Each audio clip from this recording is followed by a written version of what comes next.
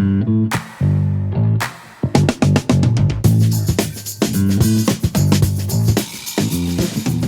to another exciting and elucidating episode of the OmniTalk Ask an Expert series. I'm your host, Chris Walton. And I'm Anne Mezzenga. And we're the founders of OmniTalk, the fast-growing retail media outlet that is all about the companies, the people, and the technologies that are coming together to shape the future of retail. We're about to kick off an Ask an Expert series today. And for those watching, you'll notice that we have a special backdrop for this conversation, a front porch. Front porches are staples in many parts of the country. They are places where people gather to relax and have conversations about some of the going-ons that matter most in their community. And that's what we're going to do with this new series inspired by Firework, with their focus on community building. And together we are calling it Front Porch Insights. We will be hosting 3 Front Porch Insights Ask an Expert sessions with our friends at Firework as a lead up to NRF, where they will be at booth number 3951 and also have a special lounge designed with front porches of all varieties, where you can meet with fellow retailers and brands in our retail community to continue these conversations in real life. We're going to invite a few people into this conversation to join us on the front porch for today's conversation. So please join me in welcoming Arianne Parisi, the EVP and Global Chief Digital Officer at JD Sports, and Billy Cladek, the SVP of Revenue at Firework. Arianne, this is your second time with us at OmniTalk, if I'm not mistaken. Is that right? You're right. Hi, guys. Great to be back. Thanks for having me. Great for you to be here. And Billy, this is your second time too, I believe. We've got two-timers here. Absolutely. Yeah. Great to be back. Thanks for having us. Well, we are so excited for everyone who's joining us live today to be joining us for this conversation. Just a reminder that you can ask questions in the chat to the right of your screen at any point in time, and we'll do our best to cover those throughout the conversation. But let's get things kicked off. Arianne, you are a returning guest, but for those, especially in our US audience who are like just starting to get really exposed to JD Sports, give us a little bit of your background and then about JD Sports and your role there. Absolutely. Thanks, Anne. So hi, I'm Arianne Parisi. I lead our digital strategy for the JD Group, which is a global brand. And like you said, not everyone is going to be familiar with it, but I would invite you all to experience the brand at NRF in Times Square. We have a beautiful flagship location. So that will really give you a flavor for who we are. My history is in retail, started in buying, merchandising, planning, and then have come into the digital space over time. And today, in the role that I serve in, I'm supporting the growth of JD in North America, as well as globally in the UK, Europe, and APAC. So just quickly, we're a big sportswear retailer, so primarily athletic apparel and footwear. We play in the space with the biggest brand partners, so Nike, Adidas, Puma, New Balance, all of the incredible athletic brands are our partners. And we are actually, we're the biggest global retailer for a lot of those brands. So we have a unique position within the market where we kind of serve this young customer, and it's the intersection of sport and fashion is really where we put ourselves. So it's sporting brands, but through the lens of relevant, cultural things like music, culture, and fashion. So that's how we come to market. And yeah, it's a great business. It's a great brand, and we're really growing in North America right now. So we're over 250 stores in the US, looking to continue to open about 100 a year. So if you have not experienced JD, like I said, check it out in New York, and then hopefully we'll be, in a market near you pretty soon. Well, I'm really excited to talk to you, especially about how you're kind of shaping the digital strategy in these very digital and online and social present categories of fashion and footwear and apparel. And that's where you come in, Billy. So Billy, give the listeners a little bit of your background and tell them about Firework, if you don't mind. Yeah, absolutely. I'm happy to. My name is Billy Cladek. I'm the SVP of Revenue at Firework, which means that I get to be on the front line, really hearing the challenges that our customers are facing in the digital space and really translate that into opportunity and new ways to really build engagement with the audience and those deeper, long-lasting connections. And Firework is a SaaS platform that transforms digital stores with video-powered shopping experiences. So Firework's ultra lightweight video infrastructure enables e-commerce properties to introduce interactive video shopping without sacrificing page speed. We have 4 products that this infrastructure powers, and that's interactive short video, digital showroom, which is longer format. And these two are most relevant to today's discussion. But then we also do power one-to-one video shopping and the world's first AI sales associate. So. Excellent. That is, so our audience, I mean, Billy, like we said, we've had you on the show, we've had your CEO on the show a number of times. So our audience is likely very familiar with Firework and what you guys do in video commerce. But we always love when we get a chance to have somebody like Arianne on the show, because it gives the retailers or the brands, gives us a chance to get a firsthand account from the retailers or the brands that are actually bringing your product to life. And so Arianne, let's start by, why don't you take us through the origin story of your partnership with Firework, and what led you and the team to put video commerce at the top of your tech priority list?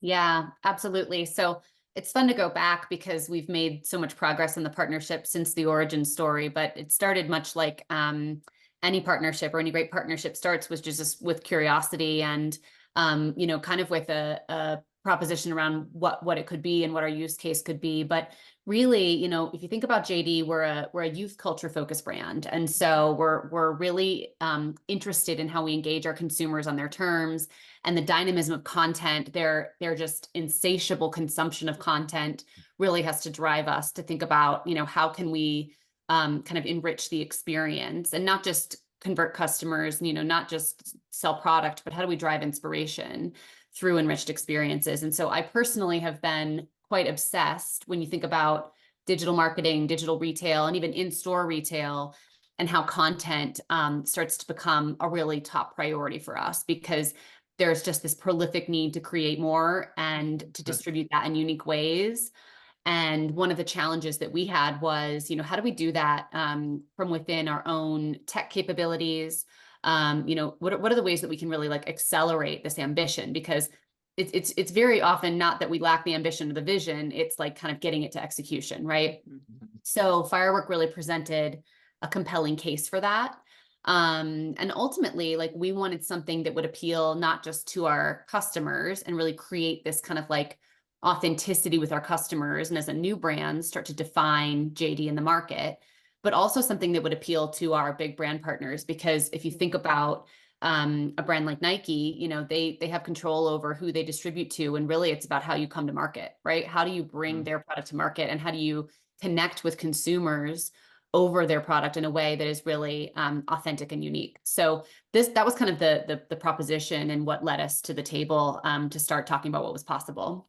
Got it. So said another way, you think content's really a point of differentiation for you, and also as a content platform ourselves, I think I agree with what your sentiment was there too, that you can never have too much content. As long as it's authentic to your voice, you can never have too much in the way that particularly digital commerce works today. So Billy, I'm curious too, what's your perspective from the partner side of working with JD Sports? What was key to being successful in your onboarding process with them?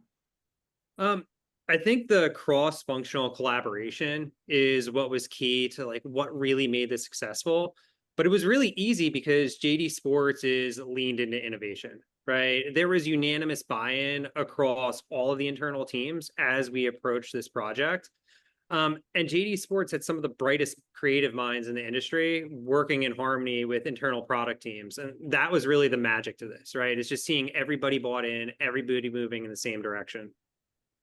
And Arianne, I'm curious from your perspective, you mentioned some of the brand partners that you had to get on board to do this, but how did you get this greenlit from within your team, your executive team, and then bringing in and determining which brand partners were going to be the right ones to kind of take this on with you? And maybe if you can explain just kind of that whole process and how you guys kind of came together to make this decision to move forward. Why video commerce, and why prioritize that together? Sure. So as I mentioned, I think the partnership was born just from a curiosity of what could be. Yeah. And then the next phase of that was really to say, okay, well, what is the most relevant use case? Where do we think there's immediate application, where we know we have a desire to kind of up level the content that we're creating? And so what came to mind was something that we have in partnership with Nike, which is a women's specific platform called Need It Now. Okay. And this is where, we deliver kind of unique product collections and assortments for women, and think about, it's really meaningful in our space to show inspiration, to show styling. And so we thought, okay, this is a great starting point. So really back to that point that Billy made, for us, you think about all of the teams across our business who have to collaborate to bring this to life. Yeah. The starting point was, could we get everyone internally on board to say, let's collectively pitch this as something we want to spend our funds against. Let's collectively share a vision for what this first iteration could look like. And then let's bring, Firework into the fold to understand kind of the role they can play within it. So that was the starting point. And then we really started to evolve from there.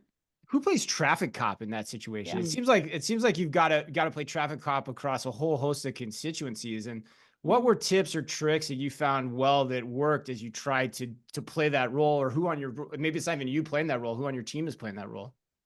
Yeah, I mean, I thankfully have a really strong leadership team, and cross-functionally, we have a lot of talent. So honestly, it was really easy for me to empower the teams to do this and take this on. And I think once we gave them the creative bandwidth and kind of the mission statement, then the process took off from there. But really, we thought about it as like integrated into our existing go-to-market process with a brand partner, right? So it wasn't reinventing the wheel; it was inserting a new relationship with Firework. But I think that's where, credit to Billy and the team, they really integrated into that well. And so we really thought of it as just a new kind of format or a new execution of how we would come to market with content. And we took it through that exact same process flow, and had all the right cross-functional folks at the table. And Arianne, who participates? Like, how did you decide who is going to participate in the videos too? Because we've seen lots of brands do this. Sometimes brands, like we have Nordstrom, who bring their associates. They're very well trained in product, so they'll be doing the styling tips. We've seen some other, brands bring in influencers to do this. Like, how did you make the decision then, both as a team at JD Sports and then getting influence from Firework, having done this with lots of retailers and brands, to determine kind of who the right people are for, your kind of launch into this kind of project? Yeah. Well, I think, in the range of the partnership, we have opportunity to continue to explore more forms. But we have a really vast influencer network, and we're always thinking about how influencers can almost validate and authenticate our brand voice, right? Mm-hmm. So really it's more meaningful for our community to see this validated through, someone who is relatable and is like them from a consumer mindset.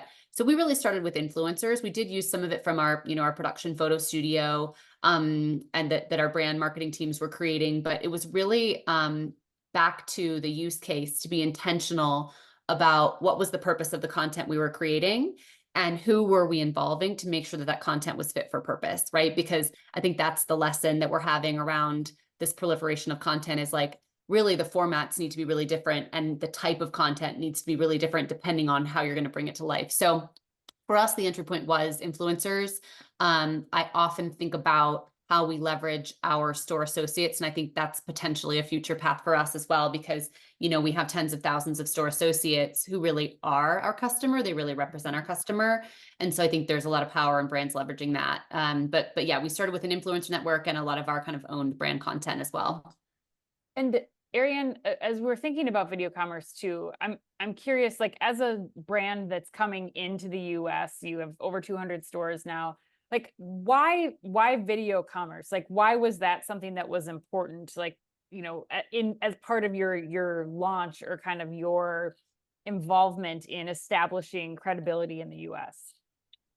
Yeah, I think it's both our unique position, right? Again, like being sports, music, culture obsessed, and that being part of our brand identity. Motion, movement, like the types of formats that Firework has offered, those are a lot more illustrative than just static content, right? So it was really that this type of content and the formats could dimensionalize who we are as a brand. And so we valued that. And I think we're just constantly thinking about, how do we authenticate the brand when we bring it to market, right? And how do we differentiate as well? Like, what could be unique and different? And so that was a big driver. Billy, is there anything that you would add there that you think was different about how JD approached it than some of the other clients, as you kind of play off of what Arianne was just saying? The major difference between how we work with JD Sports and what we see with other large retailers is that JD Sports had the ability to work across departments toward the same goal, right? Typically, when we're working with a retailer, this starts with one small team within an organization that wants to prove one unique use case. But in the case of working with JD, it had everybody's involvement from the beginning. So there is this grand vision, and these are steps that we're taking along the way to get there. And we recognize we're lucky just to be the infrastructure that gets to power these great ideas and these great experiences. So when it comes to all these brainstorming sessions, and you've got these bright creative minds in the room, you have bright product people in the room, and our operators and our client leadership get to be part of that discussion. I feel like that's really like where that magic happens. Well, Billy, I think you're bringing up a really good point there, because, and Arianne, you said this too, like for you, it was an evolution. It wasn't a revolution. And I think oftentimes where we see technology solutions providers form the most successful partnerships with retailers, it's when the retailer takes that approach. It's like, hey, we kind of do this already. Let's just figure out how to do it better, versus like trying to be so innovative that they got a pilot team working in some corner where the project never sees the light of day. So, right. So, to that point though, I want to get candid and frank here and ask you as well. So let's get down to brass tacks. Like, how'd you end up getting this funded? Because, if you take the evolution approach, that's a different approach than, like the smaller, pilot approach. So how did you get these activations into play? What department pays for it? How do you see this evolving as retail media comes into play too? Like, what's your sense of all this? Yeah, I think the way you're speaking to it, Chris, is actually like almost part of the strategy and leadership evolution that I went through in this journey, in this partnership. Oh, interesting. I mean, because you're always trying to figure that out. And you're always, I think retailers especially are used to being pitched by potential partners around the ease of implementation and the speed to go live. And like the risk of it all is that very often it's not fast, it's not light lift, and you have to invest a lot up front. So I think this is both credit to our vision as well as the Firework partnership, in that there was the ability to, again, identify what is a POC, what is a use case that we can rally around to start. And it's kind of like that initial hurdle of how do you get the funding. And I think the introduction of retail media for a lot of retailers is kind of unlocking a new mindset, which is like, actually, retailers are the consumer connection point for a lot of brands, right?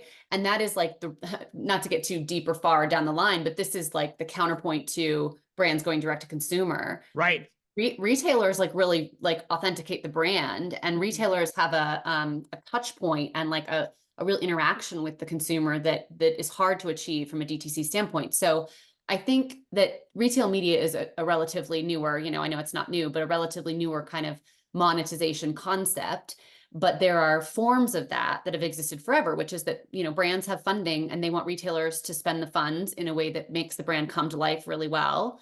And makes it shine. And my history previously was in the beauty category, where again, this is like so pronounced and so prevalent, right? So it's about differentiation of how you come to market. So we recognized that we wanted to show value to our brand partners. We wanted to achieve their goal of consumer connection, of differentiation, of authentication. And so we said, well, why don't we take this brand partner funding on a platform that's well established and put that fund toward it, right? And that was the first hurdle. And honestly, I don't think we had necessarily a clear roadmap yet, but we knew that we had a use case to test. We had a POC, and if we could derive value from it, then we'd be successful for all of us, right? For all three parties, for ourselves, the brand partner, and for Firework. And that's what's really proven to be the case. It's been fruitful from there. And it then opens a curiosity around, hey, we saw this return, what else can we test and learn against? And we've got some trust then from our partners to kind of continue down that path. Yeah, you're leading into what my next question was, Arianne, which is like, is there different metrics or are there different metrics, or is there different like results that your team was seeing and that your brand partners were seeing that you haven't been able to before with, deploying a Firework platform? Yeah, I think, it's interesting because there's both commercial value and there's experiential and brand value, right? And some of those things are easier to measure and some of those are more difficult.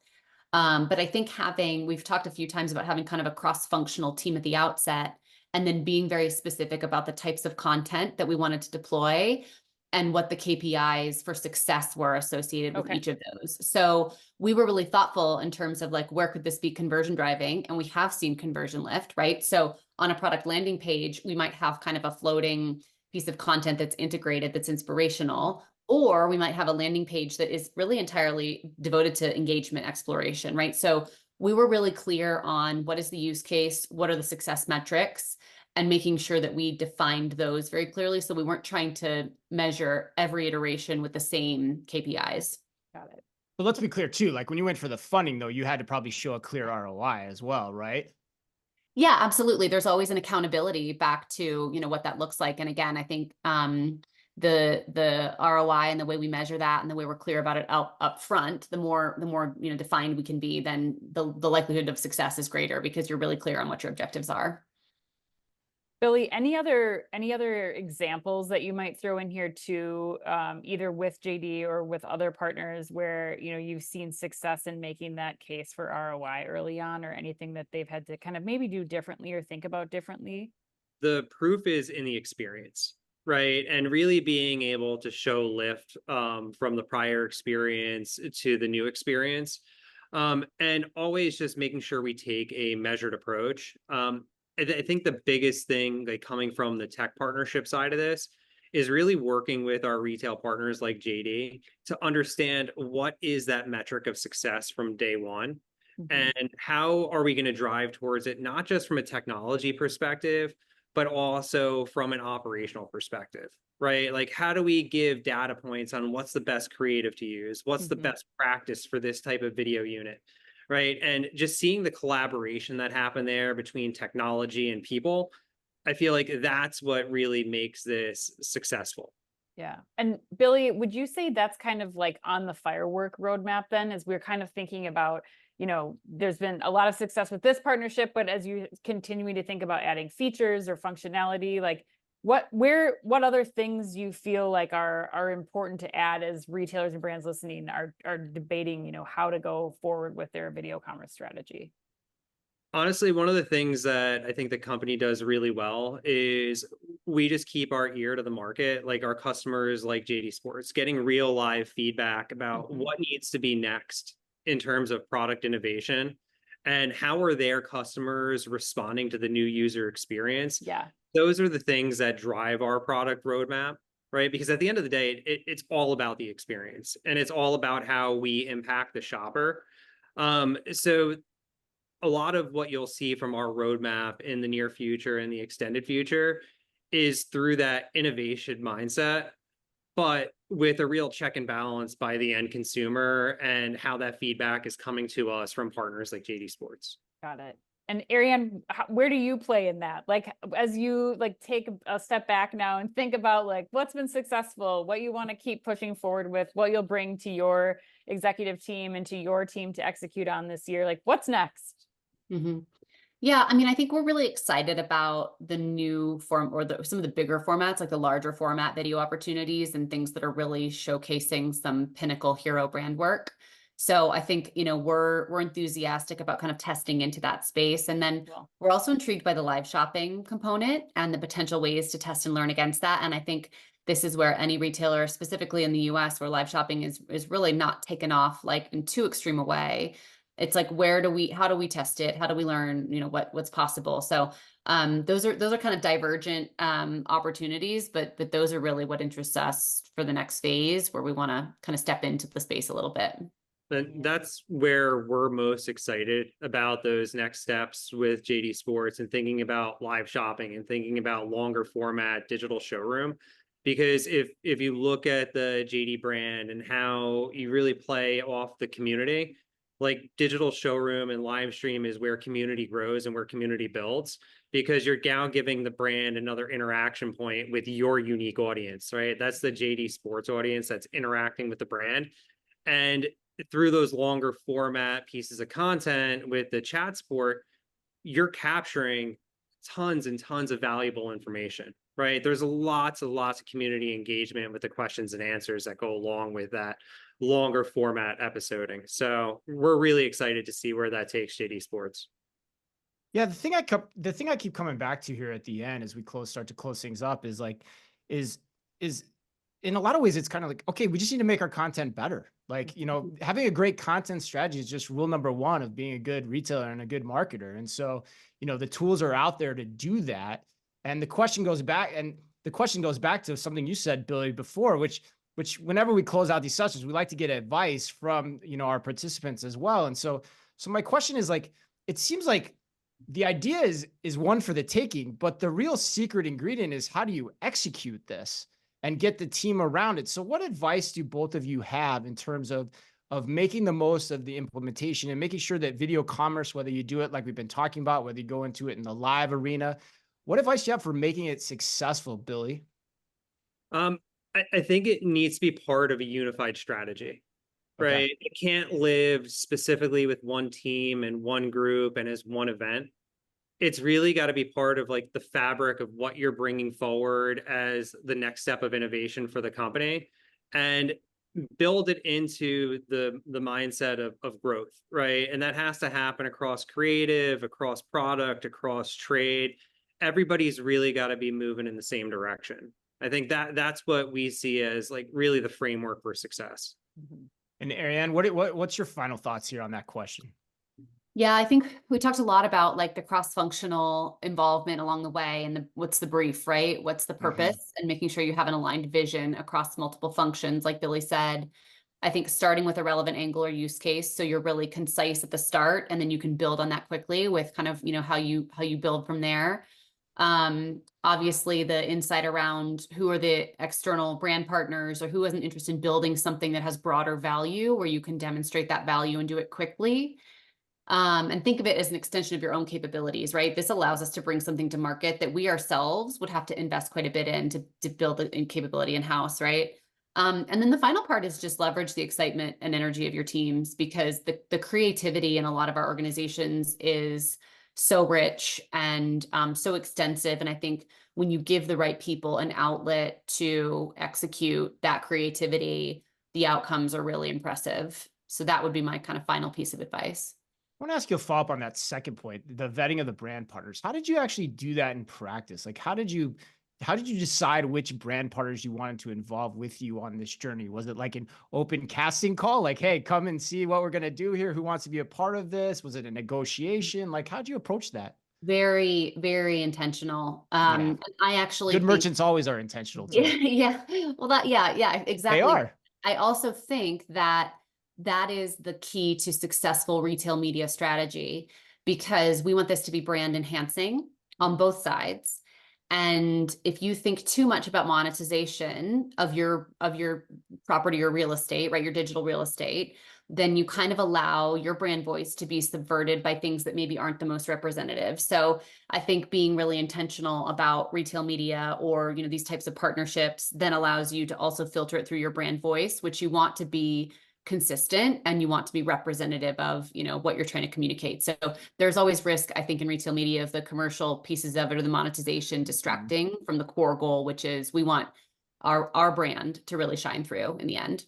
That's the first thing I learned as a buyer. So basically what you're saying is you knew who the partners were that you wanted, and you made it your job to go and sell them on this idea and bring them to the table. You got it. Yep. And I imagine there's some authenticity there too. Like, that this is the right brand that has the established audience that's like you said, you're both going to help each other when you kind of come to the forefront of, trying something like this. And especially with video commerce being something that is really reaching that younger audience that you are all going after, Arianne. I want to thank you both so much for your time, Billy and Arianne. It was so insightful to learn and kind of go through this process with both of you. Arianne, if people want to see some of the stuff that you were talking about today, they want to see which brand partners you decided to work with, what's the best place for them to go and check that out? Yeah. So, jdsports.com. If you look at our women's landing pages, there's a lot of content there. Throughout our PDPs, our PLPs, there's a lot of content there. So it's it's not on every page, but it's a little bit of an Easter egg here. So get yourself to jdsports.com and take a look, and you'll start to see some of that content. Just go shopping is what Exactly. we need to do. Yeah. Yes. Easy task. Arianne said I had to. I'm going to tell my husband that Mhm. after I order several things from the jdsports.com site.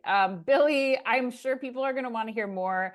They're going to want to find out how they can do what Arianne and her team at JD Sports just did. If they are going to be at NRF, or if they want to talk to you before then, what's the best way for them to get in touch with you? I'm happy for people to contact me directly at billy@fireworkhq.com. And then at NRF, we'll be up on the 3rd floor at booth 3951. And we're going to continue some really great content there with some great discussions. And we hope to actually provide a space for retailers to chat amongst themselves and to really talk about innovation. So we're looking forward to it. Awesome. I love that you have an address, like the house numbers. I know that your team is always so fun with their booth executions at NRF. So it'll be like, come to 3951 Crystal Palace Lane or something. Yeah, aren't you guys always right across from the Starbucks too, right in the Yes. big Crystal Palace area? Oh, prime spot. Yes. By design. By design. Nicely done. You can have your coffee on the porch. Well, thank you so much, everybody, for joining us live today, and those of you listening afterward. Thanks again to Arianne Parisi of JD Sports and Billy Cladek of Firework for sitting down with us on the front porch today. Don't forget to stay tuned. We have 2 more events coming up with Firework on our Front Porch Insights series. And as always, on behalf of all of us here at OmniTalk, be careful out there.